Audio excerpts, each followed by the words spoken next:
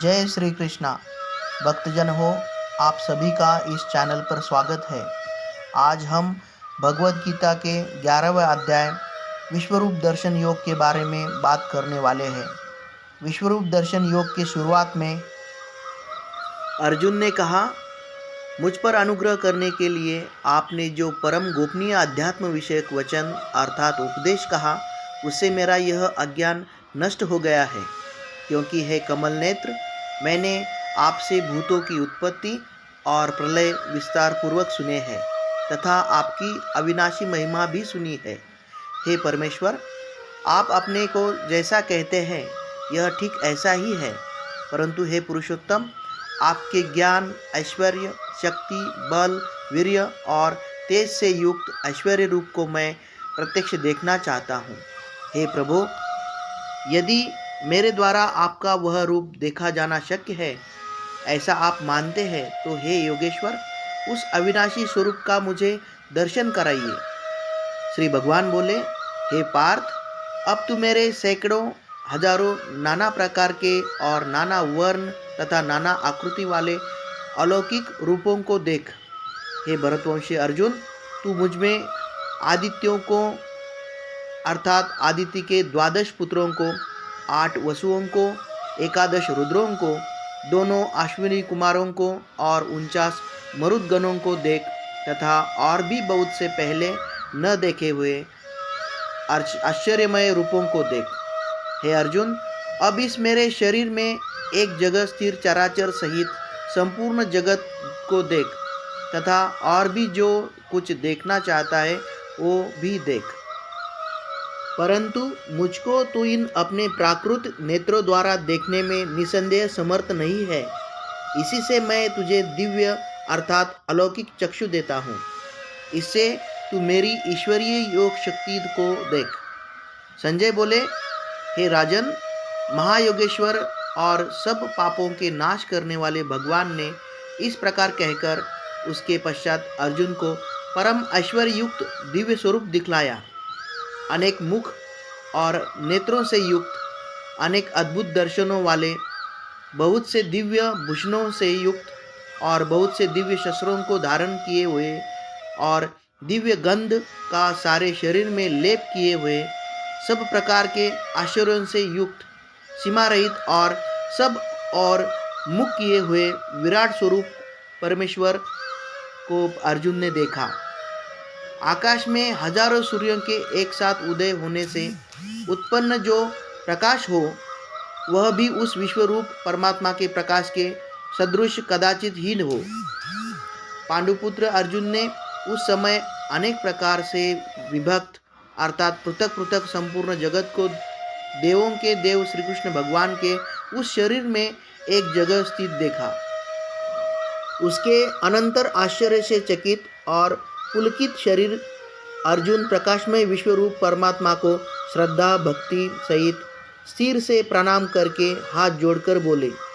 अर्जुन बोले, हे देव, मैं आपके शरीर में संपूर्ण देवों को तथा अनेक भूतों के समुदायों को, कमल के आसन पर विराजित ब्रह्मा को, महादेव को और संपूर्ण ऋषियों को तथा दिव्य सर्पों को देखता हूँ। हे संपूर्ण विश्व के स्वामी, आपको अनेक भुजा, पेट, मुख और नेत्रों से युक्त तथा सब ओर से अनंत रूपों वाला देखता हूँ। हे विश्वरूप, मैं आपके न अंत को देखता हूँ, न मध्य को और न आदि को ही। आपको मैं मुकुट युक्त, गदा युक्त और चक्र युक्त तथा सब ओर से प्रकाशमान तेज के पुंज, प्रज्वलित अग्नि और सूर्य के सदृश ज्योति युक्त, कठिनता से देखे जाने योग्य और सब ओर से अप्रमेय स्वरूप देखता हूँ। आप ही जानने योग्य परम अक्षर अर्थात परब्रह्म परमात्मा है। आप ही इस जगत के परम आश्रय है। आप ही अनादि धर्म के रक्षक है और आप ही अविनाशी सनातन पुरुष है, ऐसा मेरा मत है। आपको आदि अंत और मध्य से रहित, अनंत सामर्थ्य से युक्त, अनंत भुजा वाले, चंद्र सूर्य रूप नेत्रों वाले, प्रज्वलित अग्नि रूप मुख वाले और अपने तेज से इस जगत को संतृप्त करते हुए देखता हूँ। हे महात्मन, यह स्वर्ग और पृथ्वी के बीच का संपूर्ण आकाश तथा सब दिशाएं एक आपसे ही परिपूर्ण है तथा आपके इस अलौकिक और भयंकर रूप को देखकर तीनों लोग अति व्यथा को प्राप्त हो रहे हैं। वे ही देवताओं के समूह आप में प्रवेश करते हैं और कुछ भयभीत होकर हाथ जोड़े आपके नाम और गुणों का उच्चारण करते हैं तथा महर्षि और सिद्धों के समुदाय कल्याण हो ऐसा कहकर उत्तम उत्तम स्तोत्रों द्वारा आपकी स्तुति करते हैं। जो 11 रुद्र और 12 आदित्य तथा 8 वसु, साध्यगण, विश्वेदेव, अश्विनी कुमार तथा मरुदगण और पितरों का समुदाय तथा गंधर्व, यक्ष, राक्षस और सिद्धों के समुदाय है, वे सब ही विस्मित होकर आपको देखते हैं। हे महाबाहो, आपके बहुत मुख और नेत्रों वाले, बहुत हाथ, जंघा और पैरों वाले, बहुत उदरों वाले और बहुत सी दाढ़ों के कारण अत्यंत विकराल महान रूप को देखकर सब लोग व्याकुल हो रहे हैं तथा मैं भी व्याकुल हो रहा हूँ, क्योंकि हे विष्णु, आकाश को स्पर्श करने वाले दैदीप्यमान अनेक वर्णों से युक्त तथा फैलाए हुए मुख और प्रकाशमान विशाल नेत्रों से युक्त आपको देखकर भयभीत अंतकरण वाला मैं धीरज और शांति नहीं पाता हूँ। दाढ़ों के कारण विकराल और प्रलय काल की अग्नि के समान प्रज्वलित आपके मुखों को देखकर मैं दिशाओं को नहीं जानता हूँ और सुख भी नहीं पाता हूँ। इसलिए हे देवेश, हे जगन्निवास, आप प्रसन्न हो। वे सभी धृतराष्ट्र के पुत्र राजाओं के समुदाय सहित आप में प्रवेश कर रहे हैं और भीष्म पितामह, द्रोणाचार्य तथा वह कर्ण और हमारे पक्ष के भी प्रधान योद्धाओं के सहित सब के सब आपके दाढ़ों के कारण विकराल भयानक मुखों में बड़े वेग से दौड़ते हुए प्रवेश कर रहे हैं और कई एक चूर्ण हुए सिरों सहित आपके दांतों के बीच में लगे हुए दिख रहे हैं। जैसे नदियों के बहुत से जल के प्रवाह स्वाभाविक ही समुद्र के ही सम्मुख दौड़ते हैं, अर्थात समुद्र में प्रवेश करते हैं, वैसे ही वे नरलोक के वीर भी आपके प्रज्वलित मुखों में प्रवेश कर रहे हैं। जैसे पतंग मोहवश नष्ट होने के लिए प्रज्वलित अग्नि में अति वेग से दौड़ते हुए प्रवेश करते हैं, वैसे ही ये सब लोग भी अपने नाश के लिए आपके मुखों में अति वेग से दौड़ते हुए प्रवेश कर रहे हैं। आप उन संपूर्ण लोकों को प्रज्वलित मुखों द्वारा ग्रास करते हैं।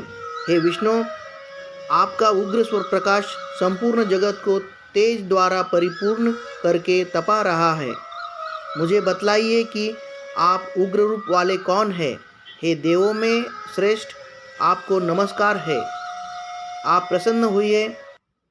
आदि पुरुष को मैं विशेष रूप से जानना चाहता हूँ क्योंकि मैं आपकी प्रवृत्ति को नहीं जानता। श्री भगवान बोले, मैं लोकों का नाश करने वाला बड़ा हुआ महाकाल हूँ। इस समय इन लोकों को नष्ट करने के लिए प्रवृत्त हुआ हूँ। इसलिए जो प्रतिपक्षियों की सेना में स्थित योद्धा लोग हैं, वे सब तेरे बिना भी नहीं रहेंगे, अर्थात तेरे युद्ध न करने पर भी इन सब का नाश हो जाएगा।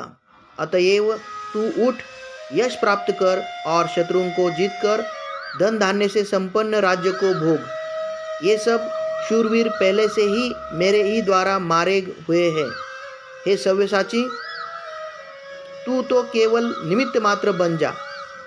द्रोणाचार्य और भीष्म पितामह तथा जयद्रथ और कर्ण तथा और भी बहुत से मेरे द्वारा मारे हुए शूरवीर योद्धाओं को तू मार। भय मत कर, निसंदेह तू युद्ध में वैरियों को जीतेगा, इसलिए युद्ध कर। संजय बोले, केशव भगवान के इस वचन को सुनकर मुकुटधारी अर्जुन हाथ जोड़कर कांपते हुए नमस्कार करके फिर भी अत्यंत भयभीत होकर प्रणाम करके भगवान श्री कृष्ण के प्रति गदगद वाणी से बोले।